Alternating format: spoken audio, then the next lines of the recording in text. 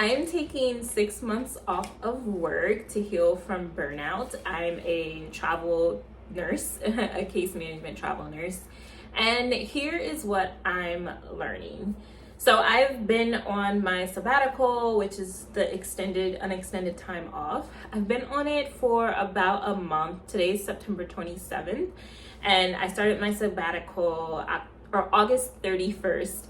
And so right away, I learned a lot. And so I wanted to share with you what I've learned, and perhaps it'll help you if you're planning to take a sabbatical to recover and heal from burnout, okay? Number one thing that I have learned during this time off of work is when you have been conditioned to continue to work even if you feel exhausted and anxious and stressed out, and you try and lay down. Like me, I tried to lay down, and well, in the beginning the first few days of being on this sabbatical, I would go to lay down or take a nap, and I was constantly having this nagging feeling about moving and doing something. Like, oh, I feel like I should be doing something, but I'm not doing anything at all.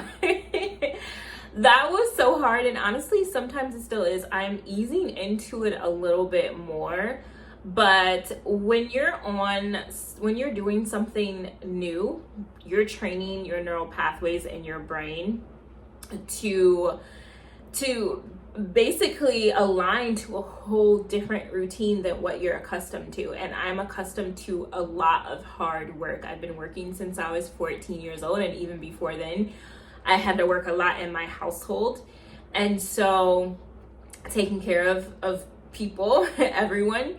And so after years, I am almost 39 years old, so years and years and years of being told if you're not moving, even if, especially, it's kind of wild, but even as a woman, like, I don't care if you're not feeling well, I don't care if you're tired, you still have to keep going because there's going to be some type of payoff. It is incredibly hard to condition your heart, mind, soul, and body and your brain to rest, okay? So it's a constant struggle that I have to fight almost every single day. Like, okay, I gotta go do something. And part of this time off is a creative sabbatical too.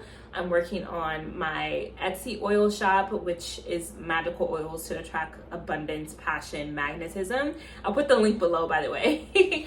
But so I have that business that I'm nurturing, right? And then I have this content that I'm creating to help women also heal from burnout and trauma like me. But so I do have to have time and space for that, and we'll get into that. But otherwise, it's kind of hard. And you think, oh no, it would be easy for me to, no. Maybe 2 days, like the weekend or whatever days that you have off, especially if you're a nurse, you know, we don't have like normal weekends a lot of times. But so you can do that for 2 days, right? But imagine doing it for days and days and weeks on end. You're going to feel like you're being lazy, okay? But I'm embracing it, and I know that it's something that is good for me, this really deep rest. So that's number one. Number two is that you have to address the good, the bad, and the ugly. Every sort of trauma, everything that you need to be healed, the relationship with yourself ends up getting nurtured when you're taking time off like this. You're literally faced with yourself, okay? Especially if you're a single person, especially if, you're doing this alone. I can't run from the healing, okay? I can't run from deepening the relationship with myself, with my ancestors, with my spirit guides, with the divine. I don't have any other choice. I could run away from it, but that looks like me numbing pain. And I'm making another video about that, about how you have to sit through your pain to heal. In order to heal, you have to sit through your pain. And that correlates to this because, again, I have the time and the space to work on why, not even why anything happened, but working through it, right? And having these downloads and realizations from the divine, because I have space to, my mind frame is not on working hard. My mind frame is now receiving what I need in order to move on and to heal and to expand my life, okay? So that's what I'm learning. Like, you're faced with yourself. You're faced with the things in your life that need to be healed, okay? Those pain points, they're gonna come up and they have to be addressed. And it's like, no, I don't want to, but it ends up being, I've had a lot of breakthroughs already, to be honest, and some days are easier than others. Sometimes I end up just like crying and writing and pouting, honestly, because I'm like, no, I don't want to. But your spirit team, ancestors, the divine, they only want to see you grow. And giving yourself an extended time off allows you to heal and to grow. So that's the number 2 thing, is being faced with yourself. Okay. Number 3 is a little bit more fun, a little bit, but it's fun. But anyway, it is allowing yourself time and creativity. It gives you more space and time to nurture your creative pursuits, right?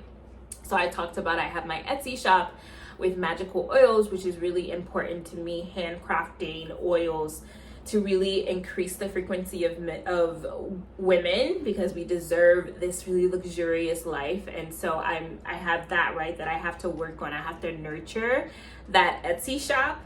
And I also have to work on my wellness coaching business for women, helping them to heal and to transcend their past traumas and their exhaustion and their burnout, right?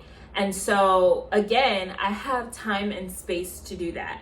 And it does take a level of discipline. And that's probably point number 4. You have to have a discipline of your own. I don't have a boss. I am literally my own boss. I don't have a boss telling me what to do or clocking in somewhere. Like, I have to structure my life. Granted, there is this feminine flow that you have to have, and that's the creativity and part of your inner work. If you read Women Who Run with Wolves, I love how she highlights how women have to do their creative work. It's more than just fun. Yes, it's fun, but it also serves others.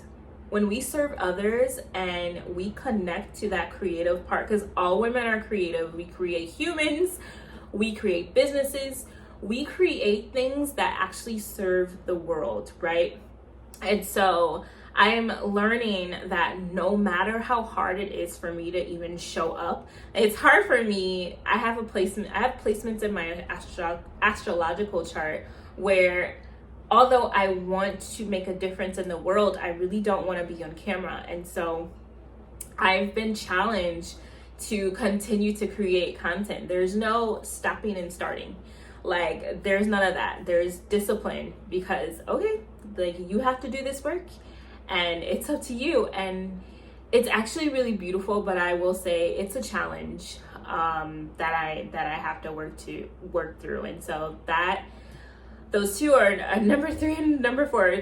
You have to pour yourself into your creative pursuits, okay, in order to really transcend and to expand yourself, expand your consciousness. To really flow with the feminine means to create, okay? You have to create something. I don't care if it's painting, crochet, I don't care what it could be, painting rocks. You have to create. And I'm learning, even if you are continuing to work a 9 to 5, whatever, you have to have time to create on your own, because that's when you're aligned to your feminine flow. okay? And then having the discipline, like you have to have the discipline to do so, even if you don't see money yet, okay? Like in the 3D, which is what you actually see, you could not be making sales, right? Like I have an Etsy store, and so I know like it can be incredibly discouraging if you're creating and you don't see the fruits yet, but you have to keep going. You have to have discipline. You have to have faith in the divine and in your divine consciousness that you are going to be serving, or that you're showing up to serve, okay? It could be one person, could be two persons, okay? Or it could be two people. But you're here to make an impact, and during this time that I've given myself, I've learned all of that. So thank you so much for watching. And again, I put my Etsy shop below, and let me know if you have some goals for your own sabbatical off of work. Are you thinking about taking a sabbatical? What would you work on during your sabbatical? All right, I would love to hear what you have to say in the comments below. Thank you so much for watching. Bye.